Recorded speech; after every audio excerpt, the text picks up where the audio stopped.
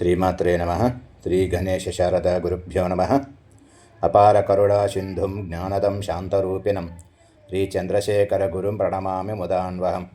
జయ జయ శంకర హర హర శంకర. అందరికీ శుభ నమస్కారం అండి. ఈ నెల 10వ తేదీన ఆషాఢశుద్ధ పౌర్ణమి గురువారం. ఆ రోజున విశేషమైనటువంటిది గురు పౌర్ణమి. ఈ గురు పౌర్ణమి రోజున మనం తప్పకుండా పూజించవలసింది ఎవరిని అంటే వ్యాస భగవానుణ్ణి. ఈ వ్యాస భగవానుడు ఈ లోక కళ్యాణం కోసం, లోకక్షేమం కోసం, మానవాళి యొక్క అభ్యున్నతి కోసం విశేషమైనటువంటి అపారమైనటువంటి కరుణతో ఎంతగానో మనకు పురాణాలు, ఉపపురాణాలు, శాస్త్రాలు, అలాగే వేదములను విభాగము చేసినటువంటి మహానుభావుడు.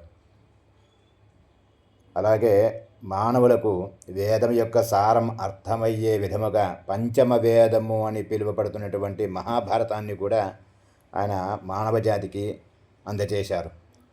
అటువంటి వ్యాస భగవానుణ్ణి ఆషాఢశుద్ధ పౌర్ణమి గురువారము ఈ నెల 10వ తారీఖున తప్పకుండా పూజించాలి. అలాగే కృష్ణం వందే జగద్గురం అని కూడా ఉన్నది. అలాగే శ్రీకృష్ణ భగవానుణ్ణి కూడా పూజించాలి.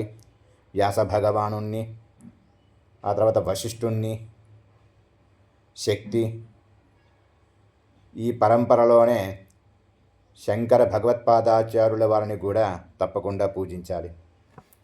శంకర భగవత్పాదాచార్యులు కూడా ఆసేతు హిమాచల పర్యంతం 2 సార్లు పర్యటించి అవైదిక మతాలను అన్నిటినీ ఖండించి షణ్మతాన్ని మళ్ళీ ఉద్ధరింపజేశారు. ఈ షణ్మతాల్లో వారి వారి ఇష్టాన్ని అనుసరించి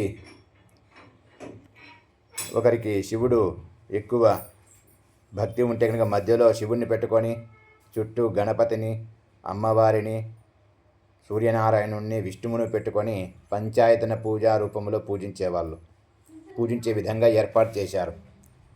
మధ్యలో ఎవరికి ప్రధాన దేవుడైతారో ఆ దేవుని మధ్యలో పెట్టుకొని ఆరాధన చేయమని ఆ శంకర భగవత్పాదాచార్యుల వారు మనకు అందజేశారు. అలాగే ఈ శంకర భగవత్పాదాచార్యుల వారు కూడా మానవజాతి యొక్క అభ్యున్నతి కోసం, మానవజాతి శ్రేయస్సు కోసం ఎన్నో స్తోత్రాలు కూడా అందజేశారు. అందులో శివానందలహరి, ఆనందలహరి, సౌందర్యలహరి ఇత్యాదులన్నీ కూడా ఆయన చాలా అందజేశారు. స్తోత్రాలు కూడా ఆయన. అటువంటి మహానుభావుని కూడా మనం తప్పకుండా పూజించాలి. అసలైన గురువులు ఈ వ్యాసుని యొక్క పరంపరలోంచి శంకరాచార్యుడు, ఆ తర్వాత ఆమ్నాయ పీఠాలను అలంకరించినటువంటి జగద్గురువులను కూడా తప్పకుండా మనం స్మరణ చేయాలి, పూజించాలి. ఇటువంటి వారే మనకు గురువులు. సహజంగా గురువు అనేటువంటిది రకరకాల విధానాల్లో ఉంటారు. బోధక గురువు, వాచక గురువు, ఇలా మన యొక్క మనసు ఎంతగా సందిగ్ధమై వ్యాకులపడుతుందో అటువంటి మన మనస్సుకు ఆహ్లాదాన్ని కలిగించి జ్ఞాన మార్గాన్ని చూపించినటువంటి వారే గురువులు అని పిలువబడతారు. ఊణ విద్యలు నేర్పించే వాళ్ళు వీళ్ళంతా గురువులైనా కూడా మనకు జ్ఞానాన్ని తెలియచేసినటువంటి, సన్మార్గంలో నడిపించేటువంటి వారు మాత్రమే గురువులు. అటువంటి గురువులను కూడా మనం తప్పకుండా స్మరించుకోవాలి.